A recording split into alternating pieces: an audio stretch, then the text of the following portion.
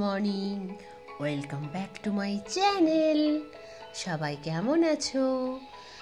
আজ সকালে উঠে ব্রেকফাস্ট সেরে স্নান করে নিয়েছিলাম। তারপরে চলে এলাম রান্নাঘরে রান্না করব বলে।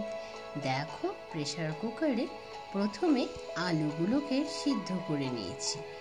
তারও নির্দিষ্ট কারণ আছে। আজ তৈরি হবে ডিমের বড়ার ঝোল, ঠিক আমার দিদুনের স্টাইলে। সেই মতোই প্রেসার কুকারে আলুগুলোকে দুফালা করে সিদ্ধ করে খোসা ছাড়িয়ে নিয়েছি। তারপরে মা মশলা হিসেবে আদা বাটা, হলুদ গুঁড়ো, ঝালের গুঁড়ো, জিরের গুঁড়ো, ধনের গুঁড়ো দিয়ে জল মিশিয়ে একটা মশলার পেস্ট তৈরি করে দিল। তারপরে একটা পাত্রে 3টে ডিম ভেঙে রাখলো। তারপরে পেঁয়াজ আর রসুনগুলো কুচি করে নিল। ডিমের মধ্যে পেঁয়াজ কুচিগুলো খানিকটা পরিমাণ দিয়ে দিল। তারপরে আমি দিলাম হলুদ গুঁড়ো আর ঝালের গুঁড়ো। তারপরে দেওয়া হলো 4 চামচ বেসন। এইবার ভালো করে ফেটিয়ে নেওয়ার পালা। ভালো করে স্পুনের সাহায্যে ফেটিয়ে নেওয়া হচ্ছে। ভালো করে ফেটাতে ফেটাতে মনে হলো নুনটাই তো অ্যাড করা হয়নি, তো পরিমাণ মতো অল্প নুন দিলাম, কারণ ঝোলে তো নুন দেওয়া হবে। তখন তো ঝোল থেকে কিছুটা নুন আবার বড়ায় প্রবেশ করবে, তো সেই জন্যই নুনটা অল্পই দেওয়া হলো। তারপরে ব্যাটারটাকে 15-20 মিনিট মতো রেস্টে রাখা হয়েছিল। তারপর কড়াইতে সয়াবিন অয়েল গরম করতে দিলাম আর স্পুন দিয়ে ভালো করে ব্যাটারটাকে নাড়িয়ে নিলাম কিছুটা। তারপরে স্পুন দিয়েই 1 স্পুন করে ব্যাটার তুলে নিয়ে আস্তে করে কড়াইয়ের মধ্যে বড়ার আকারে ছেড়ে দিলাম। এইভাবেই 3টে করে বড়া আমি উল্টে পাল্টে ব্রাউন করে ভেজে নিলাম। এইভাবেই সমস্ত বড়াগুলো আমি ভেজে নিয়েছি। তো ব্যাটারটা তোমরা চাইলে আর একটু ঘন করতে পারো। মা বেশি ঘন করেনি, কারণ বেসনটা বেশি পরিমাণ দিলে শুধু বেসনেরই বড়া বলে মনে হবে, ডিমের বড়া বলে মনেই হবে না। তো সেই জন্যই কম দেওয়া হয়েছিল বেসনটা। তো দেখো, সব বড়াগুলো ভাজা কমপ্লিট। তারপরে কড়াইয়ের মধ্যে সেই সয়াবিন অয়েল অল্প ছিল, কারণ বড়াগুলো যথেষ্ট ক্রিস্পি হয়েছে, সেই জন্যই অনেকটা করে তেল বড়াগুলো শুষে নিয়েছে। তো ঝোলটা করার জন্য কড়াইয়ে পরিমাণ মতো সর্ষের তেল অ্যাড করলাম। বাঙালির রান্না আবার সর্ষের তেল ছাড়া জমে নাকি? তো কড়াইয়ে সর্ষের তেল আর যেটুকু সয়াবিন অয়েল ছিল সেটাকে ভালো করে নাড়িয়ে নাড়িয়ে মিশিয়ে নিলাম।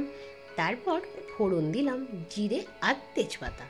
ফোড়ন দিয়ে ছেড়ে দিলাম প্রথমে কড়াইতে পেঁয়াজ আর রসুন কুচি। পেঁয়াজ রসুন কুচি দিয়ে কিছুটা ভাজা ভাজা করে দিয়ে দিলাম টমেটো আর ক্যাপসিকাম কুচি। টমেটো আর ক্যাপসিকাম কুচি দেওয়ার পরে আরও কিছুটা ভাজা ভাজা করে দিয়ে দিলাম আগে থেকে সিদ্ধ করে খোসা ছাড়িয়ে রাখা আলুগুলো। তারপরে খুব ভালো করে হালকা হাতে নাড়তে থাকলাম। তারপরে দিয়ে দিলাম পরিমাণ মতো নুন। নুন দিয়ে আরও কিছুটা ভাজা ভাজা হয়ে যাওয়ার পরে দিয়ে দিলাম আগে থেকে তৈরি করে রাখা মশলাটি দিয়ে ভালো করে নাড়িয়ে চাড়িয়ে কিছুক্ষণ ঢাকা দিয়ে রেখেছিলাম। তারপর ঢাকনা খুলে দেখলাম মশলাটিতে যে জল ছিল তা টেনে গেছে। তারপর ভালো করে নাড়িয়ে চাড়িয়ে কষিয়ে নিলাম। কষাটা যখন মোটামুটি হয়ে এসেছিল তখন মা দিয়ে দিল অল্প চিনি। তারপর আরও কিছুটা কষালাম। যখন মশলা থেকে তেল ছেড়ে দিল তখন দিয়ে দিলাম পরিমাণ মতো জল। এখানে আমি 2 বাটি জল অ্যাড করেছিলাম ঝোলের জন্য। বেশি জল দিলে ঝোলের স্বাদ সেরকম আসবে না।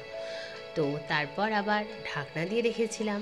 যখন ঝোলটা ফুটে উঠল তখন ঢাকনা খুলে একটা একটা করে ডিমের বড়াগুলো দিয়ে দিলাম।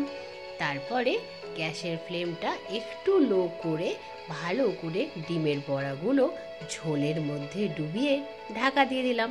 তারপর 5-7 মিনিট পরে ঢাকনা খুলে দেখছি এই পরিস্থিতি। ঝোল তো প্রায় নেই বললেই চলে, সব ডিমের বড়াগুলো ঝোল শুষে নিয়েছে। আর কি করা যাবে, তার উপরে দিয়ে দিলাম ওপর থেকে গরম মশলা। তারপর আরও একটু নাড়িয়ে ছাড়িয়ে নামিয়ে নিলাম। এবার তো লাঞ্চের পালা, কারণ স্নান তো আমি আগেই করে নিয়েছিলাম। আর বলো না, কালকের একটু ভাত বেঁচে গিয়েছিল, সেই ভাতে মা জল দিয়ে পান্তা ভাত করে রেখেছিল। তারপর আজকে সকালে যখন রান্না করছিলাম, রান্না করতে করতেই জলটা ফেলে দিয়ে আমি আবার ঠান্ডা জল দিয়ে ভালো করে ভিজিয়ে রেখেছিলাম। তাতে করে পান্তা ভাতটা আরও ঠান্ডা হয়েছে। তো পান্তা ভাতটা সবজি দিয়ে মেখে তারপর মুখে দিলাম, আর তার সাথে ডিমের বড়া কয়েকটা ভাজা রেখেছিলাম পান্তা ভাতটা খাবো বলে। ডিমের বড়ায় একটা কামড় দিলাম আর তার সাথে কাঁচা পেঁয়াজ, উফ স্বর্গ।